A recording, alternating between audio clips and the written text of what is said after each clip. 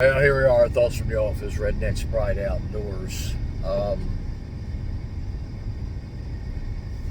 gotten a few calls, questions, and what have you. And also, when I'm at a show or doing a lecture, there's two topics that I'm always asked about, but is the hardest to instruct on. And these two topics, realistically, are very simple, or thought of as simple, yet when I do training instructions on them, it's very hard for folks to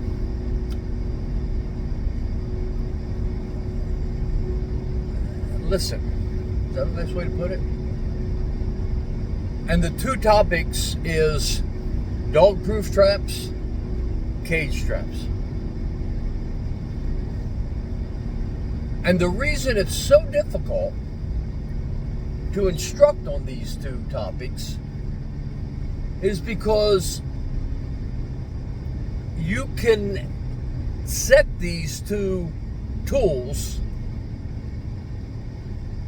and have results without really getting the full grasp of it.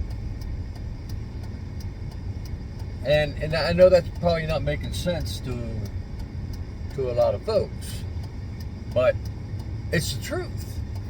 And I'll use myself as an example, because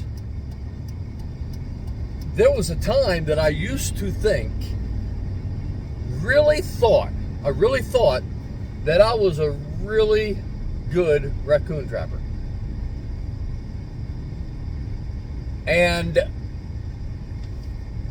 I based this on by the amount of raccoons I caught.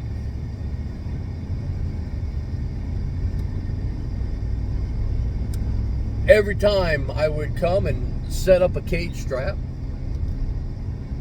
I'd come back and there'd be a raccoon in the cage.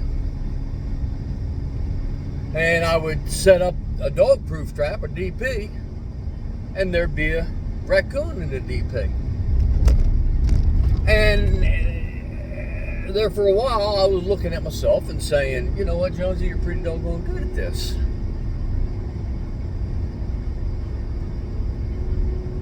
And you've probably heard me say it before, so to make, for whatever reason, and we don't need to go into all that stuff, but I decided that I would put a video camera up on the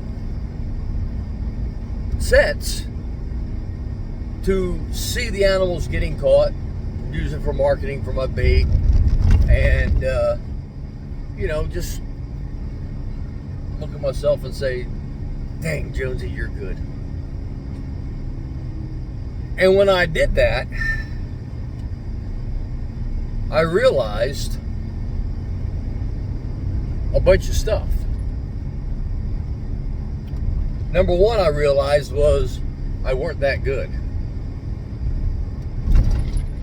I realized that even though I would come back and there would be a raccoon in a dog proof or a raccoon in a cage trap, the video showed me that I missed 3, 4, 5, sometimes 6 raccoons that they did not get caught.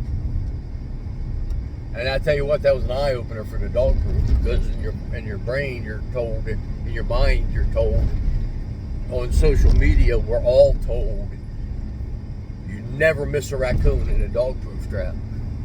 They reach in, they grab the trigger, pull. All you got to do is have the right bait in there, and bam, you got him. And what I saw was, nope.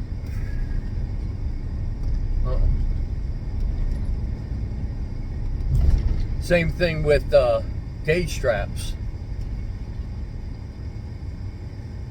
I would come back and there'd be a raccoon in the cage. But then when I put a camera on it,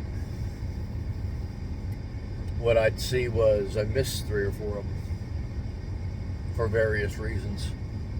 Missing me as in them not going in, missing as them got a train coming through here in case you hear him coming through, but missing raccoons because they would only go halfway in and all that. And it was these videos. I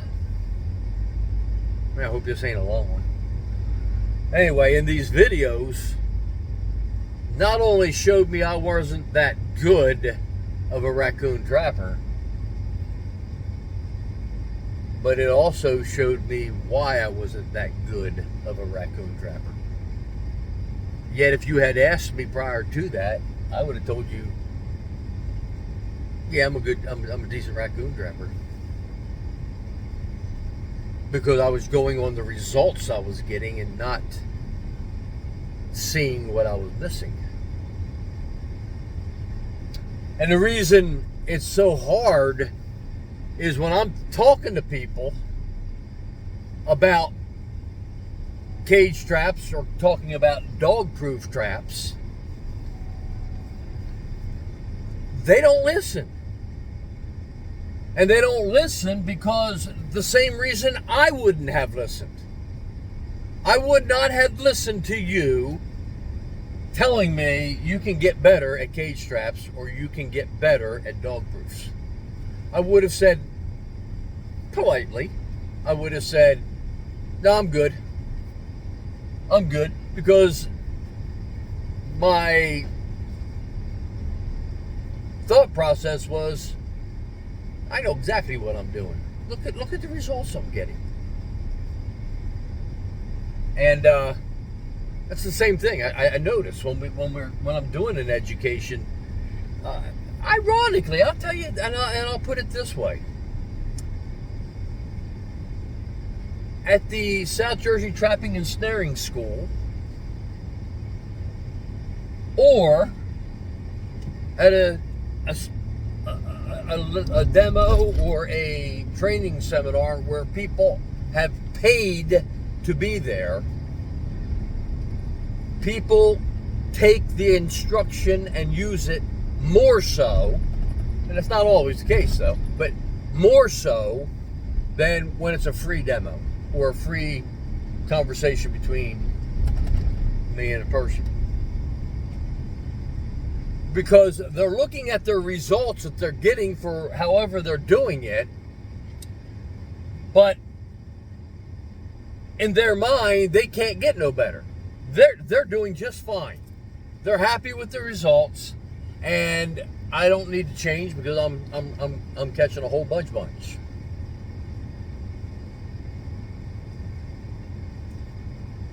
And the mindset that you see today is put as many traps as you can out so you can catch as many animals as you can. And I'm talking to guys who typically taking 24 to 48 DP traps and throwing them everywhere. And they told me, yeah, I'm doing pretty doggone good. I got out of 48 DP traps, I caught 7 raccoons. Or 24 DP traps, I caught 3 raccoons.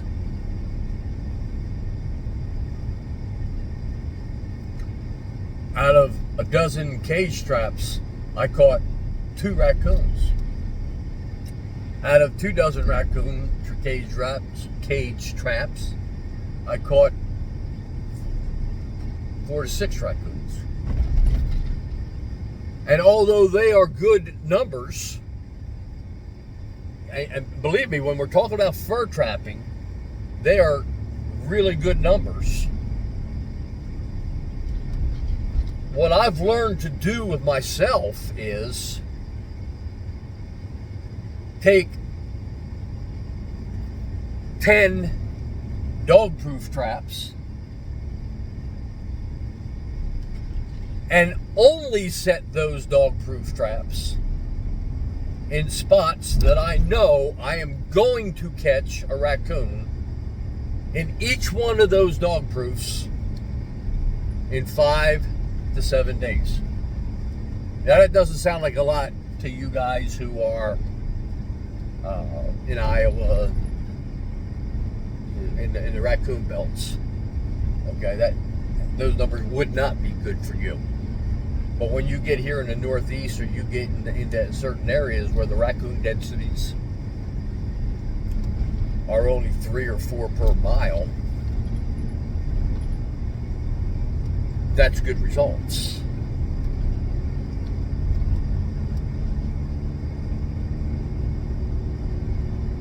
So when I take 10 DP traps and in 5 to 7 days catch a raccoon, at least one raccoon in each one of those DP traps, that gave me minimum 10 raccoons in 5 to 7 days. If not more, if I'm catching multiples on good runs. And the reason I say 5 to 7, well, I'll tell you again, if I take a dozen cages or 6 cages and I put the cages to where I know I'm going to catch a raccoon in each one of those cages within 5 to 7 days, I'm doing pretty good. Unless you're in Iowa or something like that. Now, why do I say 5 to 7 days? Because 5 to 7 days covers the circuit for the majority of the raccoons. Remember, we always want to leave seed anyway. So if I'm trapping in a spot for raccoons 5 to 7 days, and I'm in very limited raccoon numbers, population density wise, I know I've covered at least one circuit for a family group or the raccoons. The typical raccoon in my area is 8 to 10 for big boars, 5 to 8 for sows. So if I go 7 days, I got a good possibility of hitting the circuits as they're going in. Now, a lot of you don't believe in circuits, I know, and I'm never going to try to convince you that raccoons have circuits. And, you know, some of you have big circuits, some of you have little circuits. The circuit is going to be food and den dependent. In other words, if the food sources are scattered out and limited, and the den sites are scattered out and limited, you're going to have a bigger circuit, longer circuit in days. If your food sources are condensed more, multiple food sources closer, and your den sites are closer, then you're going to have shorter circuits in days. If you have a food source that is more consistent and stable, with den sites close proximity, then your circuit is going to be even shorter at that point. And it's all got to be figured into your habitat. You got to learn to look at your habitat and figure out what you got. So if I'm in a big woods and the water course or woods road that I'm on is 3 miles long with food sources on each side, I'm going to be able, in my area, I'm going to be able to estimate how many day circuits I'm going to have for the raccoons running that water course or running that road. Okay, I'm going into all that stuff, but here, getting back to my original post, because every time you come back and there's a critter in the cage, you're looking at yourself the same as I did and saying, dang, I'm good. When the truth of the matter is, you just caught the 80%. You just caught the dummies. The truth of the matter is, you just caught the ones that wanted to get caught.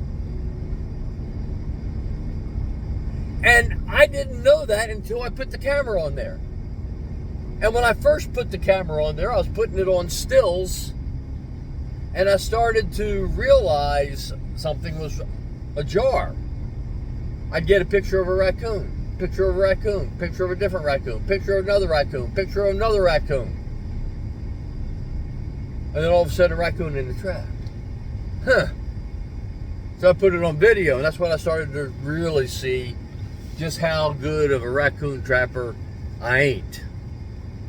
I'm a good one, but I'm not as good as I thought I was. And then I started to look, why, how, what's going on with the cage traps? How was the raccoons working the cage traps? How was the raccoons working the dog-proof traps?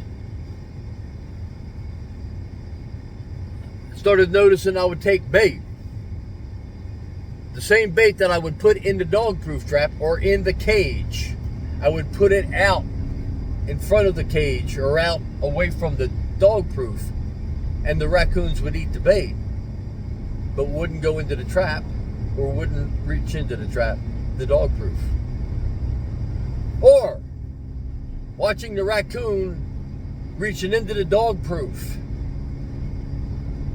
5, 6, 7, 8 times, and then walking off.